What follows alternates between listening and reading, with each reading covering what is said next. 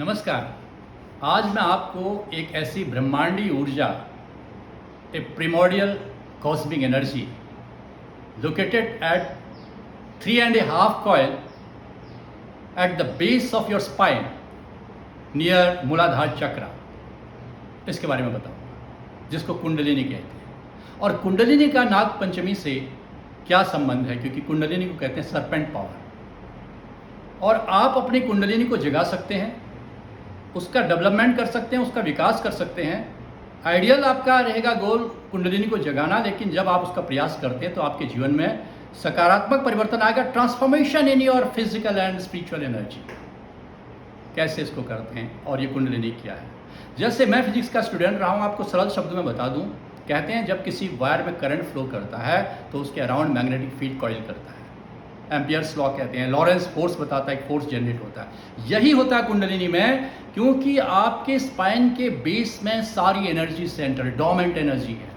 उस डोमेंट एनर्जी को आपने चैनलाइज करना है, उस डोमेंट एनर्जी को स्टिमुलेट करना है, उस डोमेंट एनर्जी को आपको सिंक्रोनाइज करना है, तभी जिंदगी में सारे काम होते हैं।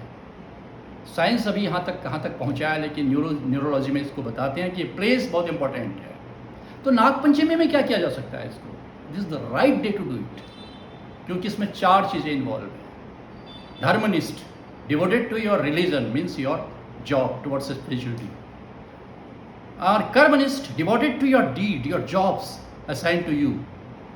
और तीसरा है सत्यनिष्ठ, आपका जो रूटीन, आपकी जो सोच है उसमें ट्रुथफुलनेस होनी चाहिए, ऑनेस्टी होनी चाहिए। और चौथा योगनिष्ठ। लोग केवल योग से ही कुंडली जगाने की कोशिश करते हैं, वो नहीं हो सकता। योगनिष्ठ का मतलब प्राणायाम है, आसन है, ध्यान है, इससे जगाते हैं नहीं। ये चारों चीज़ें होनी चाहिए। अब इसमें नागपंचमी का क्या महत्व है? नागपंचमी के दिन नागों का जन्म माना जाता है, और नाग का प्रतीक है आपके सरपेंट पावर। कद्रु बेला महाबला, कि कद्रु जो है कि गर्भ से कहते हैं नागों का जन्म हुआ था, ये पौराणिक है। और जन्मेजय के यज्ञ में कहा था कि आस्तिक मुनि को वचन दिया था कि जो सर्प मंत्र पढ़ेगा उसको नाग पीड़ा नहीं देंगे। ये महाभारत के आदि पर्व का कथन है, पौराणिक कथन है। वैज्ञानिक रूप से हम इसको कितना माने या कितना न माने, लेकिन ये मूल में यही है। हमारे ऋषियों के पास वो शक्ति थी जो उसको देख सकते थे। मित्रों, नागपंचमी में बहुत सारी बातें तरक आपको आएंगे कि काल सर्प योग है, अंश काल सर्प योग है, फलाना योग है। इसकी पूजा करो या मत करो, मैं कहूँगा आप भगवान शिव की आराधना पूजा करो, क्योंकि ज्योतिष में सर्प योग है, ज्योतिष में गुरु चांडाल योग है, ज्योतिष में राहु योग है, ज्योतिष में ग्रहण योग है, ज्योतिष में कई ऐसे योग हैं जो राहु से जनित हैं।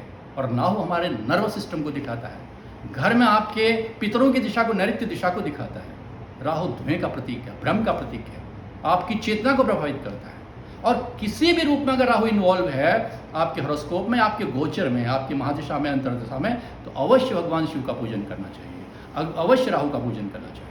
तो कल का दिन, नाग पंचमी के दिन, हमारा लक्ष्य होना चाहिए कुंडलिनी के प्रति सोचें, इस सरपेंट पावर के प्रति सोचें, जो कि हमारे जीवन को ट्रांसफॉर्म कर सकती है। जैसे ही मूलाधार से ऊपर, मूलाधार चक्र से ऊपर आके सहस्त्रार का आइडियल पोजीशन है, जितना वो ऊपर उठेगी एनर्जी, जितना सर्कुलेट करेगी, हमारे जीवन में उतना तरंग आएगी, उतनी ऊर्जा आएगी, उतना हम आगे बढ़ेंगे। इसके बारे में बहुत तरह से फिलोसोफर्स ने बताया है, बहुत साधकों ने बताया है, लेकिन इसको हर व्यक्ति का कर्तव्य अपने जीवन में इसको आगे बढ़ाते हुए चलें।